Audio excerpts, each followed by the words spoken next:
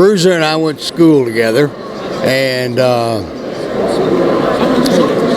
he was going to go to Japan, so the Funks wanted him to drop the belt to one of them, or Ricky Romero or whatever, and he didn't like any of them. And if Bruiser didn't like you, you were just on the outside looking in. So he said, no, I want to drop it to Scott. And they all looked at me, and I said, okay. And they argued with him for a little bit, and finally he said, if you don't take Scott as your champion, then I am going to leave with the belt. How are you going to tell a guy 6'6" and 300 pounds you can't do this or do anything? I mean, what a monster he was.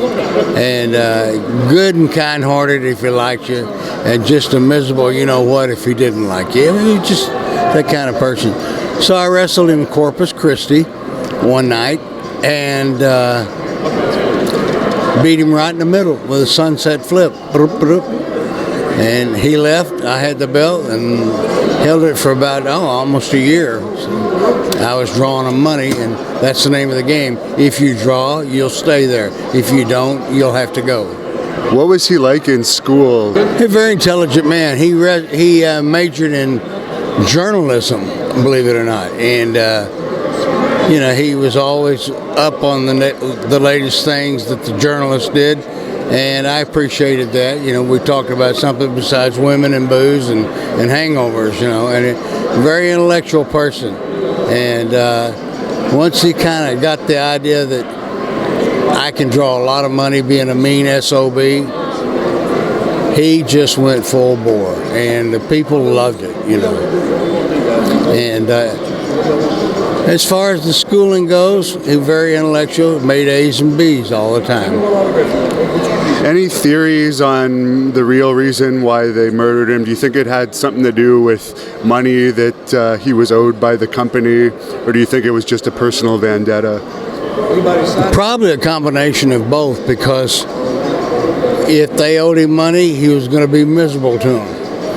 And a personal vendetta, he was going to be miserable to that person. He could be a real ass when he wanted to. And I used to tell him, Frank, you don't need to do that. Yes, I do. Okay. But anyway, that's just the way it was. It just, his personality, if you rubbed him the wrong way, you were going to be squashed like a bug. And he was just that way. I said, one of these days, somebody's going to do you in. He laughed at me, but sure enough, they did. Did you ever see him in action in a bar fight or a street fight, going out with him over the years? No, he did not go to the bars that much. I never saw him in a bar, but he would go to the 7-Eleven and get his beer or whatever, and go back to the hotel and drink it there. He was notoriously good with his money. Oh, very frugal, very frugal. And Barbara, his wife, probably still living off of it.